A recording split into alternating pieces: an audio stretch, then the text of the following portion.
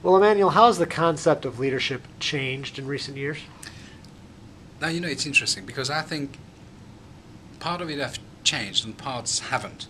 Um, and in fact, most of what has changed is not about leaders, it's about followers. So let me try to explain that. I think what's happened in leadership is we still want to be led, and we still want to be led by people who are worth following.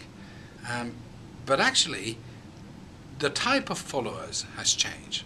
So there's a lot of trends which mean that we have to lead differently because we have to engage our followers differently. So the need for leadership is still the same. The need for leaders is still the same. But the way in which we want to be led is going to have to be different. So what I mean by that is you can't rely on the things that have worked for you. And most of what we tend to do is we tend to behave in a way that has been rewarding for us and therefore try to apply it for somebody else. Though the trouble is what has been rewarded for you is grounded into your culture, is grounded into your history, is grounded into all of the things which are different for somebody else. And as the population at work or around association gets diverse, then actually it becomes harder and harder to engage people. Well, what are some of the issues or trends that are bringing about those changes, those differences? I think there's a number of trends. The key ones are really around diversity. So diversity of thinking coming from different generations, diversity of background coming from population movements at a global level, and also by interconnection because business is now done across boundaries. So this diversity means that actually, again, some of those things that have made you successful might actually not make you successful in the future.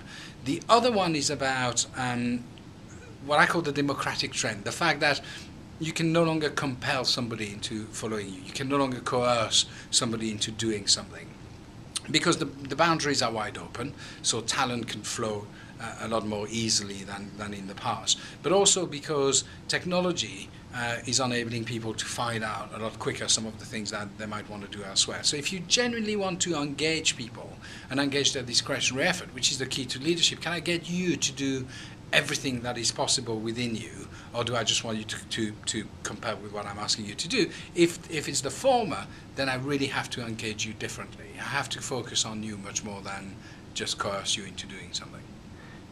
In your mind, what does an ideal leader today look like? Anything.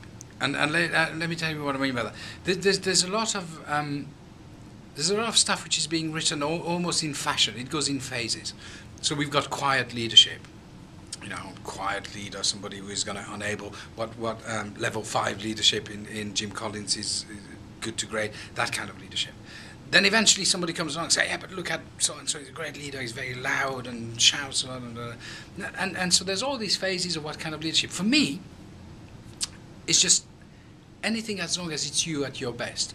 Rob Goffey at London's Business School described it by saying the aim of any leadership development is for you to be yourself, just better with skill.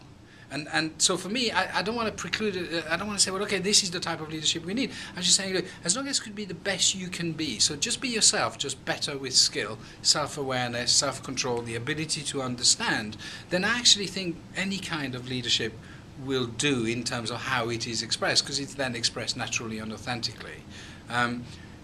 What falls apart is when you try to ape something you're not, when you try to become somebody you've never been. Then I think things fall apart because very quickly we think, well, okay, you're just playing at leadership.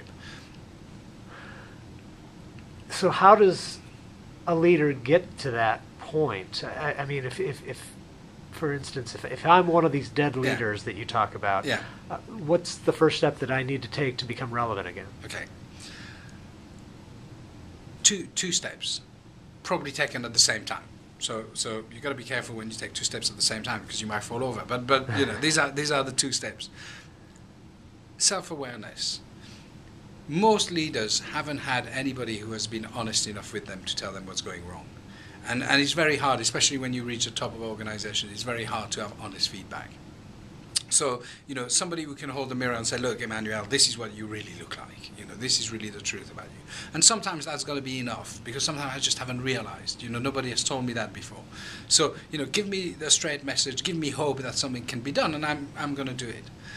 Now, the second thing is what I call executive maturity. Can I become comfortable in my own skin so that I don't try to prove anything anymore? Once I know who I am, what I stand for, what I believe in, and I can be me, then let me just explain that to other people, and then they'll come around to me. When it goes wrong is when I try to prove something. So when most leaders set out to be a leader is when it goes wrong. When they've said, look, this is me, these are my flaws, these are my strengths, this is how it works, I'm comfortable with the value I bring, so I don't have anything to prove in terms of the value I bring, then actually it's okay. But it has to start with that self-awareness that says, do you know the value you bring, do you know what goes wrong, and learn to be comfortable with that.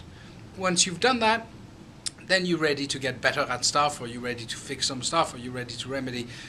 But you're not doing it because you ought to be something different. You're doing it because you just want to be yourself better. Well, Emmanuel, thank you so much for That's taking okay. the time. Thank I you. appreciate it. No, thank you very much.